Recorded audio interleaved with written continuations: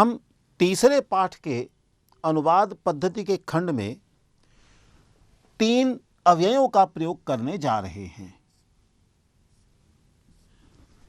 च, एव, अपि। हम इनके बारे में प्रवेश में पढ़ चुके हैं। च और के अर्थ में आता है,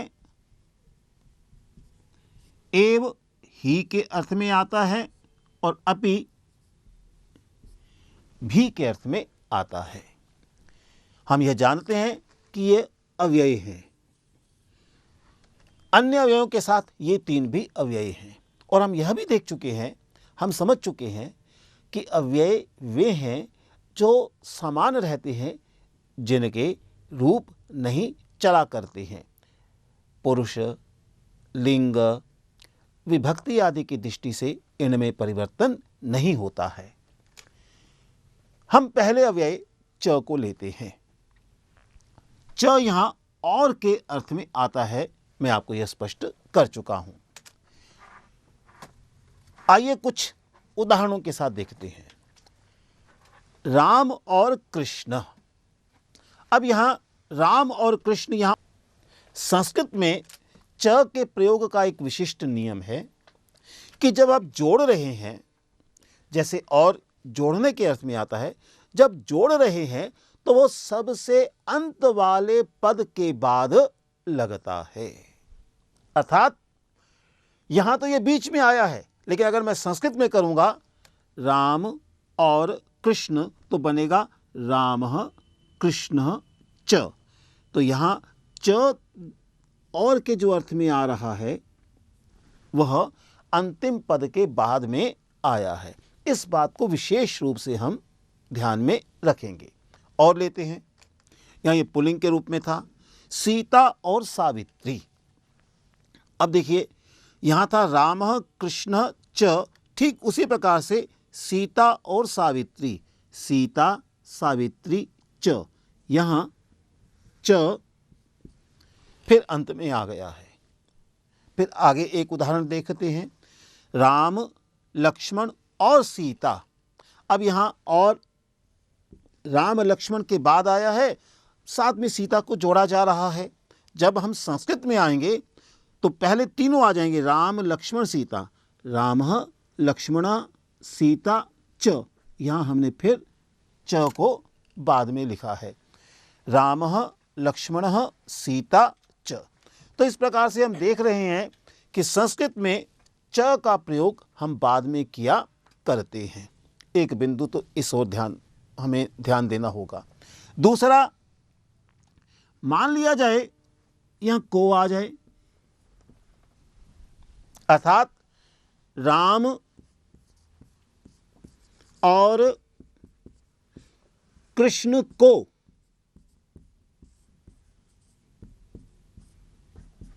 अब क्या किया जाए?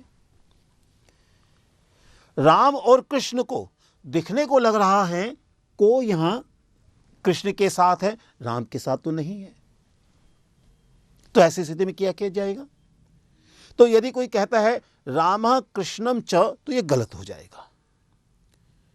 जब हम बाद में लगाते हैं तो इसका एक अर्थ यह भी बनता है, चाहे वह को सबसे अंत वाले शब्द के साथ जुड़ा है, वो पहले वाले के साथ भी माना जाएगा। यानी संस्कृत की दृष्टि से यह बनेगा राम को और कृष्ण को। इसलिए राम को यहां रामम कृष्णम च।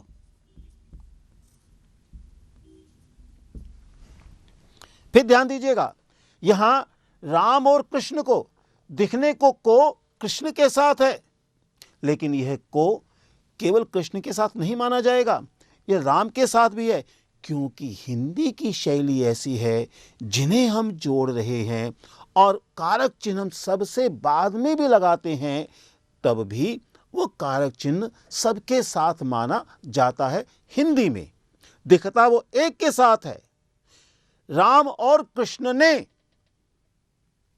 तो फिर ने कहां दिखाई दे रहा है? कृष्ण के साथ, लेकिन माना यह राम के साथ भी जाएगा, राम ने और कृष्ण ने। ऐसे ही राम को और कृष्ण को।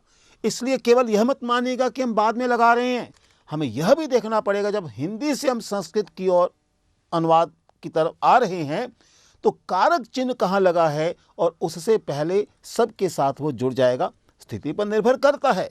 ऐसे जब हम संस्कृत से हिंदी की ओर जाएंगे तब फिर हमें ध्यान देना होगा, रामम कृष्णम च, तो फिर कहेंगे राम को और कृष्ण को कह सकते हैं, लेकिन यह हिंदी की शैली उपयुक्त शैली नहीं है। हम कहेंगे राम और कृष्ण को।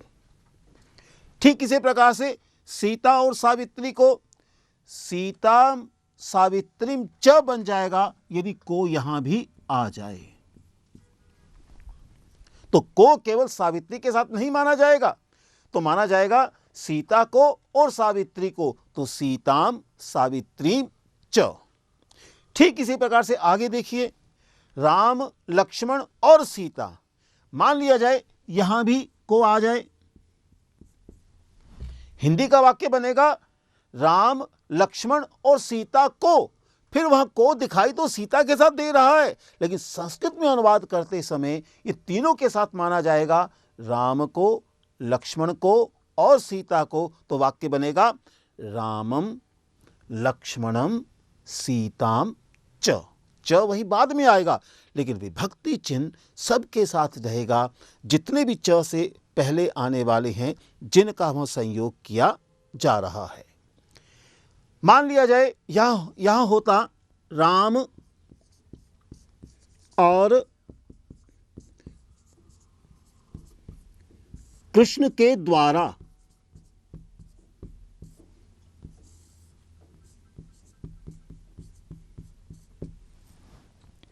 तृतीया विभक्ति में इसका अर्थ है के द्वारा, दिखाई तो कृष्ण के साथ दे रहा है, लेकिन संस्कृत की दृष्टि से बनेगा राम के द्वारा और कृष्ण के द्वारा। और हम जानते हैं, हम पढ़ चुके हैं इस बात को कि के द्वारा यानी तृतीया विभक्ति में पुल्लिंग में जो रूप चलते हैं, जैसे बालकेन, रामेण, कृष्ण का कृष्णेन, तो यहां बनेगा रामेण कृष्णेन च। रामेण कृष्णेन च, राम और कृष्ण के द्वारा। और अगर यह दिया हुआ है, हम हिंदी में अनुवाद करते हैं, तो हम यहां देखकर कहें राम के द्वारा और कृष्ण के द्वारा, गलत नहीं है, लेकिन हिंदी की शैली नहीं है, तो बनेगा राम और कृष्ण के द्वारा। इसलिए पहले पाठ की भूमिका में आपको मैंने विस्तार से समझाने का प्रयास किया था कि भावानुवाद, भाव से हमारा अभिप्राय है इसी प्रकार के अर्थ को देखकर, भाव को पहचान कर हम अनुवाद किया करते हैं। शब्दशः अनुवाद नहीं होता कि हम कहें क्योंकि को कृष्ण के साथ लगाए रामः कृष्णम च, यह नहीं बन सकेगा, रामम कृष्णम च। ये और जब संयोजन करता है, जोड़ता है, तो इसका अर्थ यह भी है कि जिनको जोड़ा जा रहा है उनके कारक चिन्ह भी जुड़ेंगे, यानी अंतिम वाले के कारक चिन्ह भी उन सबसे पहले वालों के साथ जुड़ेंगे। राम को और कृष्ण को हिंदी में को दिखाई नहीं देगा, हिंदी में के द्वारा दिखाई नहीं देगा, लेकिन के द्वारा राम के साथ भी है, कृष्ण के साथ भी है। ठीक इसी प्रकार से राम लक्ष्मण और सीता के द्वारा, तो रामेण लक्ष्मणेन सीतया च। राम और कृष्ण के लिए रामाय कृष्णाय च। राम लक्ष्मण और सीता के लिए रामाय लक्ष्मणाय सीताय च। तो इस बात को ध्यान में रखते हुए च का हम प्रयोग करेंगे, तो च की दो बातें प्रमुख हुई। एक, च जिन्हें जोड़ा जा रहा है उनके अंत में लगता है, और दूसरी बात है कि यदि विभक्ति चिन्ह अंत वाले के साथ दिखाई दे रहा हो, वह विभक्ति चिन्ह सबके साथ जोड़ा जाएगा। हाँ, इस बात का ध्यान रखना है कि जब रूप चलेंगे तो जिस पद का प्रयोग हुआ है उसका मूल रूप क्या है। क्योंकि राम पुल्लिंग है तो रामाय, लक्ष्मण पुल्लिंग है तो लक्ष्मणाय अकारांत है, सीता आकारांत स्त्रीलिंग है तो चतुर्थी विभक्ति में सीताय। राम लक्ष्मण और सीता का रामस्य लक्ष्मणस्य सीताया च, क्योंकि सीता पद जो है स्त्रीलिंग का होने के नाते आकारांत का होने के नाते का के अर्थ में षष्ठी विभक्ति एकवचन रूप में बनता है सीताया, लेकिन राम का पुल्लिंग अकारांत है, इसलिए रामस्य। कृष्ण भी पुल्लिंग अकारांत है, कृष्णस्य, रामस्य, कृष्णस्य, और सीता आकारांत है, सीताया च। तो इस प्रकार से हमें च का योजन करते हुए, अनुवाद करते हुए, हिंदी से संस्कृत में जाते हुए विभक्ति चिन्ह सबके साथ लगाने हैं, संस्कृत से हिंदी की ओर आते हुए कारक चिन्ह अंत वाले के साथ लग जाएगा, अपने आप वो बाकी वालों के साथ समझा जाएगा। ऐसी हिंदी की शैली है। अनुवाद में भाषा की शैली की ओर ध्यान देना अनिवार्य है। अब हम द्वितीय अव्यय को लेते हैं एव, और मैं बता चुका हूं इसका अर्थ ही है। एव ही, यह ही जो है निश्चय के अर्थ में है, निश्चित रूप से, अवश्य ही, इस अर्थ में यह भाव में आता है। कुछ वाक्य लिखे हैं, अब देखिए। तत्र एव अस्ति, तत्र वहां, एव ही, अस्ति है, वहां ही है, अर्थात कोई संदेह नहीं कि कोई वस्तु कहां होगी।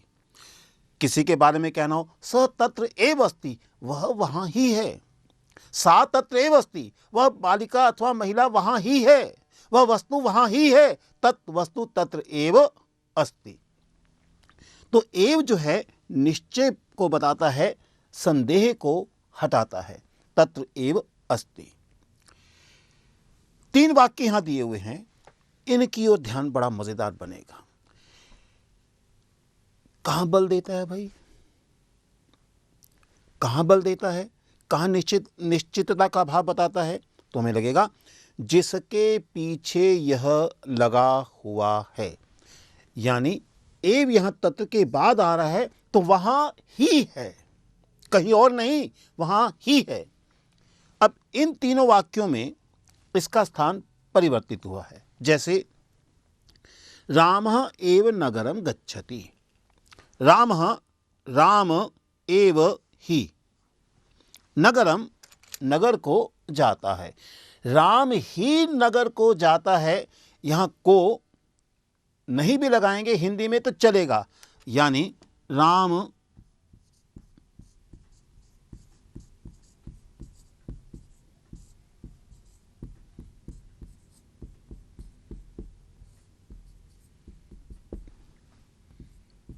यदि मैं कहूं राम ही नगर जाता है तो भी वाक्य ही बनेगा, रामः एव नगरम गच्छति। राम ही नगर को जाता है तब भी वाक्य यह बनेगा, रामः एव नगरम गच्छति। हिंदी की शैली में कहीं कहीं को का भाव दिखाई नहीं देता है, लेकिन क्रिया के स्वरूप को देखते हुए जा रहा है तो कहीं जा रहा होगा, तो वहाँ द्वितीय विभक्ति होगी जहाँ जाया जा रहा है। तो यहाँ एव राम के बाद है तो राम पर बल है कि राम ही नगर को जाता है, कोई और नहीं। कई लोग होंगे कौन जा रहा है, राम ही जा रहा है। यहां नगरम के बाद एव आ गया है, रामः नगरम एव गच्छति। राम नगर को ही जा रहा है, यानी कहीं और नहीं, नगर को ही, गांव में, विद्यालय में कहीं और नहीं जा रहा, नगर को ही जा रहा है। तो यहां क्योंकि एव नगरम के बाद आया है तो नगर पर बल हो जाएगा।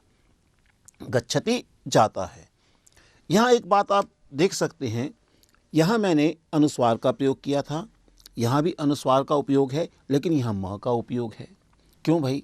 तो ध्यान दीजिएगा, हम प्रवेश के अंतर्गत, लेखन शैली के अंतर्गत इस बात को बता चुके हैं, अगर अनुस्वार के बाद कोई स्वर आ रहा हो, म के बाद कोई स्वर आ रहा हो, तो हम म को म ही लिखते हैं, हम अनुस्वार का उपयोग नहीं करते।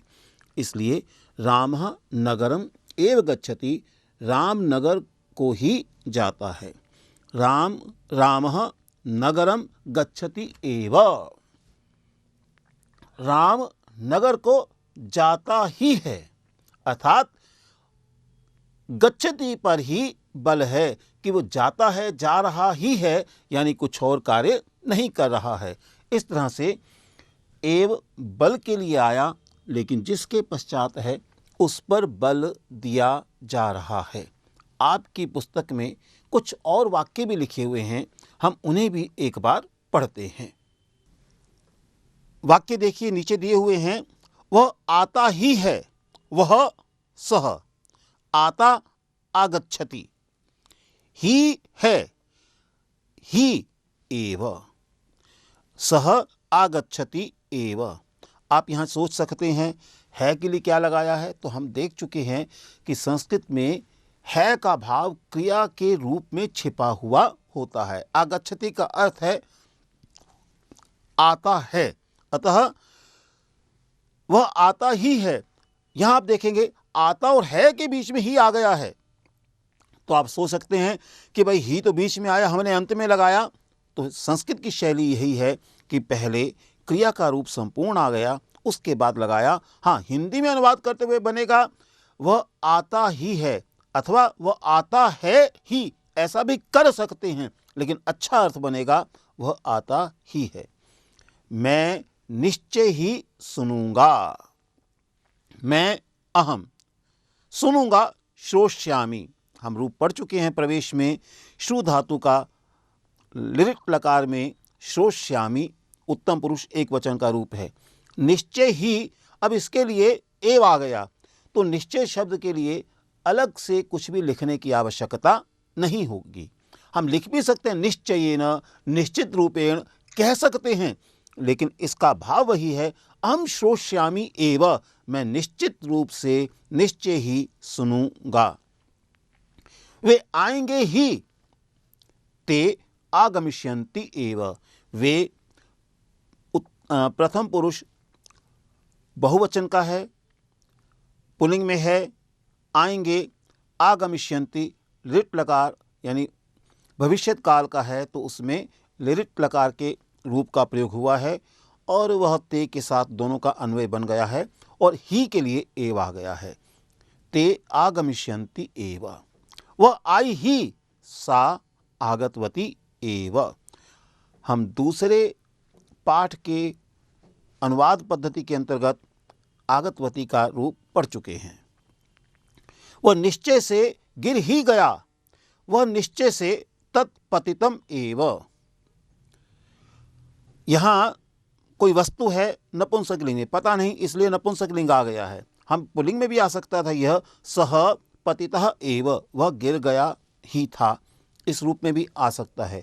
सा भी आ सकता है, सा पतिता एव। वह अंतर यह पड़ेगा, अगर हम सह करेंगे तो पतितः बनेगा, सा करेंगे तो पतिता बनेगा, और अगर तत् कर रहे हैं तो नपुंसकलिंग एक वचन की दृष्टि से पतितम आया हुआ है, यानी कोई वस्तु ऐसी है जो गिर गई है। मैं देखूंगा ही, अहम द्रक्ष्यामि एव, वह मिलेगा ही, तत् लभ्यते एव। यहाँ लब धातु आत्मनेपदी है, इसलिए लभ्यते आया है। उसने दिया है, सा दत्तवती एव। यहाँ कुछ रूप ऐसे आए हैं जो हम आगे जब पढ़ेंगे अनुवाद करते हुए तो बातें समझ में आएंगी, लेकिन इतना निश्चित है एव का प्रयोग ही के अर्थ में आता है। इन उदाहरणों से पूर्व 3 पंक्तियां लिखी हुई हैं, जरा उन्हें देखें। ऊपर लिखे वाक्यों में कर्तृपद, कर्मपद अथवा क्रियापद के बाद एव इस अव्यय को जोड़ने से उस शब्द का बलवर्धन होता है। तो रामः एव नगरम गच्छति, वहाँ कर्तृपद के बाद आया था। रामः नगरम एव, नगरम कर्मपद है, वहाँ कर्मपद के बाद आया था।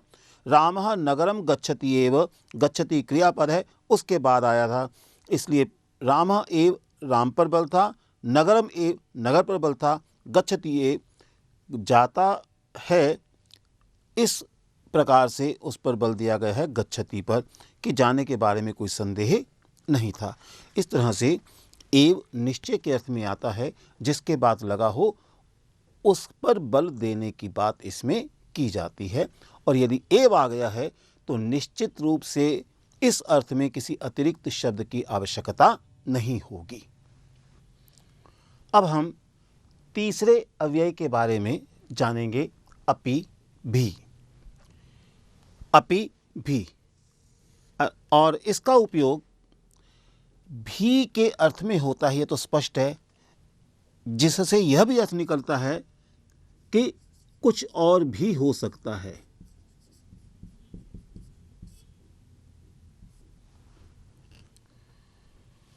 कि केवल वही नहीं, एव ही के अर्थ में, निश्चय के अर्थ में था, यह उसका विपरीत आ जाता है, यह भी है और भी हो सकता है। इस भाव में इसका उपयोग होता है। वाक्य लेते हैं, शुभा अपि आम्र फलम खादति। शुभा अपि, तो शुभा अपि भी आम्र फलम खादति, आम का फल खाती है, आम खाती है। तो अपि किसके बाद आया? शुभा, यानी और कोई खा रहा है, शुभा भी खाती है। तो यह एव के भाव से कुछ भिन्न, एक प्रकार से विपरीत भाव है। एव ही था, अगर होता शुभा एव तो केवल शुभा खा रही है, कोई और नहीं। यहां क्या कहता है? शुभा अपि, और तो कोई खा ही रहा है, शुभा भी आम खाती है। एव की ही भांति हमें यह देखना होगा कि यह किसके बाद आ रहा है। जैसे यहां शुभा के बाद आया तो शुभा भी, अब यहां अपि आम्र फलम के बाद आ गया कि शुभा आम्र फलम अपि खादति, कि शुभा आम्र फल आम खाती है, अपि भी, शुभा आम भी खाती है। तो इसका अर्थ क्या बना? कि वह बाकी फल भी खाती है, आम भी खाती है। तो यहां भी आम्र फलम के बाद आया है, इसका अर्थ है विकल्पात्मक स्थिति या कुछ और भी। इसका अर्थ कहां जुड़ेगा? आम्र फलम के साथ, कि शुभा आम का फल भी खाती है। मान लिया जाए यह होता शुभा आम्र फलम खादति अपि, कि शुभा आम खाती भी है। इसका अर्थ है कि कुछ और भी कार्य वह कर सकती है, आम के साथ खेल सकती है या कोई और कार्य किया जा सकता है। क्रियापद के साथ भी अपि आ सकता है। मैंने दो वाक्य आपके अभ्यास से लिए हैं। वहां एक आया है सा कदाचित आगच्छति अपि। देखिए यहां क्रिया के साथ आ गया आगच्छति अपि।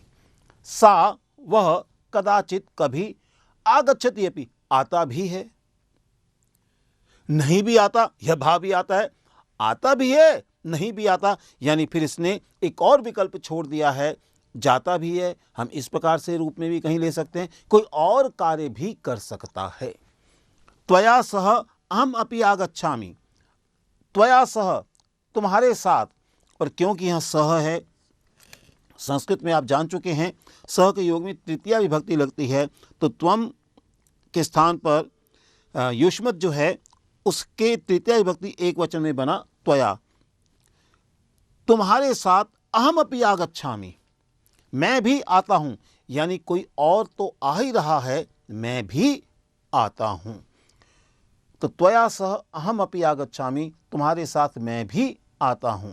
इस तरह से अपि भी के अर्थ में आता है, जो इस बात का संकेत देता है इसके अतिरिक्त कुछ और भी है, और जिसके बाद आएगा कुछ और यानी विकल्पात्मक रूप उसके साथ होगा।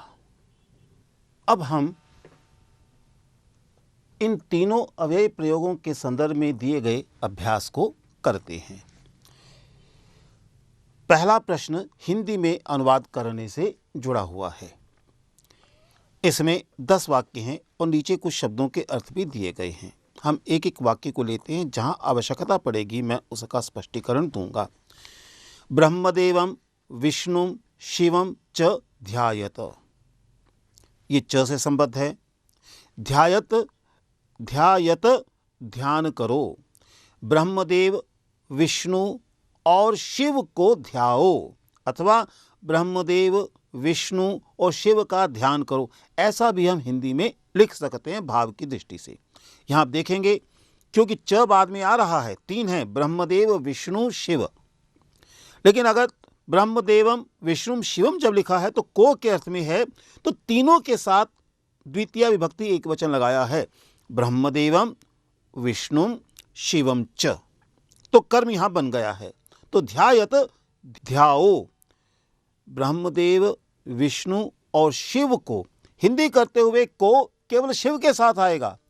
यद्यपि हम कह सकते हैं ब्रह्मदेव को, विष्णु को और शिव को ध्याओ, यह भी कह सकते हैं, लेकिन हिंदी की शैली में यही अच्छा है, ब्रह्मदेव, विष्णु और शिव को ध्याओ।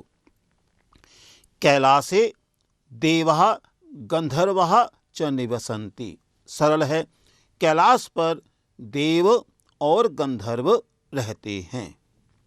च बाद में आया है, देवः गंधर्वः च। लेखनी गृहे एव अस्ति, ये एव से संबद्ध है। कलम घर में ही है, एव गृह के बाद अधिकरण कारक वाले चिन्ह के बाद आया है, तो घर में ही है। अहम लेखनीम आनेतुम एव विस्मृतवान, अहम मैं लेखनीम आनेतुम कलम को लाना एव ही विस्मृतवान भूल गया, तो एव आनेतुम के बाद आया है। सायं वृष्टि भविष्यति एव, शाम को वर्षा होगी ही क्रिया के बाद आया है, तो उस क्रिया का निश्चय होना अनिवार्य हो रहा है। मम समीपे धनम नास्ति एव, मम समीपे मेरे पास धनम धन नास्ति एव, फिर क्रिया के बाद आया नहीं ही है, अर्थात निश्चित रूप से नहीं है, यह उसका भाव निकलेगा। वृक्षे पर्णानि एव न सन्ति, वृक्षे वृक्ष पर पर्णानि पत्ते एव ही न सन्ति नहीं है, वृक्ष पर पत्ते हैं ही नहीं, इस प्रकार का निश्चय का भाव यहां आया है। त्वया सह अहम अपि आगच्छामि, त्वया सह तुम्हारे साथ, अहम अपि मैं भी, आगच्छामि आता हूं, यानी अपि आया है, अहम के साथ जुड़ा है, और भी आ रहे हैं, मैं भी चलता हूं, तो यह कोई और भी हैं, ऐसा एक भाव सा निकलता है। स सज्जन चतुर च, वह सज्जन और चतुर है, यानी सज्जन भी है और चतुर भी। च आया है सज्जन चतुर च, इन दोनों में संबंध स्थापित करने के लिए। अब दूसरा देखते हैं, संस्कृत में अनुवाद कीजिए। यहां भी कहीं कहीं विकल्प हो सकेंगे। राम, कृष्ण और मोहन को बुलाओ। अब देखिए, को तो लगा है मोहन के बाद, लेकिन और जो है वह कृष्ण और मोहन इन दोनों को जोड़ा है। राम पहले आ गया है, तो को जो है सबके साथ जुड़ेगा, राम को, कृष्ण को, मोहन को संस्कृत करते हुए इन तीनों के साथ जुड़ेगा, द्वितीय विभक्ति आएगी। रामम कृष्णम मोहनम च आहवहे। देवों और दानवों का युद्ध हुआ, देवों और दानवों का, अब का लगा है जो देवों के साथ भी जुड़ेगा, दानवों के साथ भी जुड़ेगा। देवानाम दानवानाम च युद्धम अभवत, हुआ अभवत। आपके उत्तर में भिन्न प्रकार का वाक्य दिया हुआ है, देवः राक्षसः च युद्धम कृतवन्तः, यह भी बन सकता है भाव की दृष्टि से। उमा, रमा और सुधीर काशी को गए, उमा, रमा, सुधीरः च काशीम गतवन्तः अथवा अगच्छन्। गतवन्तः कतवतु प्रत्यय के साथ उसका प्रयोग हो गया है। ऋषि ब्रैकेट में लिखा है एक वचन, वन में ही रहते हैं। ऋषि ही वने एव वसति, यहां एक वचन क्यों कहा? यदि आप थोड़ा सा ध्यान देंगे, ऋषि सम्मानजनक है, हम बहुवचन भी कर सकते थे ऋषयः, लेकिन तब बहुत से ऋषि होते, लेकिन एक ही ऋषि हैं, सम्मान के लिए हैं, तो हमने कहा ऋषि ही एक वचन, तो ऋषि एक वचन बनेगा। रहते हैं जबकि बहुवचन दिखाई देता है, लेकिन क्योंकि ऋषि एक है इसलिए वसति बनेगा, वसंती नहीं बनेगा। ऋषि ही वने अथवा अरण्ये एव वसति। महेश ही आज यहां आया है, महेशः एव अद्य अत्र आगतः अस्ति, आगतवान अस्ति, दोनों आ सकते हैं। पत्र लिखने के लिए ही समय नहीं है, पत्र लिखने के लिए यानी पत्र को लिखने के लिए पत्रम लेखितुम, तुमुन प्रत्यय जुड़ा है यहाँ लिखने के लिए के भाव में लिखने के साथ। पत्रम लेखितुम ही एव समय नास्ति, न अस्ति नहीं है। इस पुस्तक को पढ़ने के बाद ही जाओ।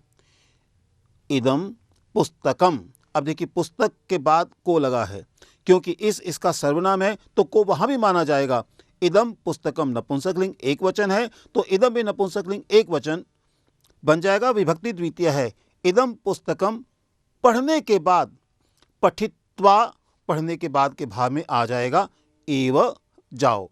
इदम पुस्तकम पठित्वा एव जाओ यानी पढ़कर ही जाओ, पढ़ने के बाद ही जाओ। गच्छ जिसे कहा जा रहा है तुम का भाव है इसलिए गच्छ।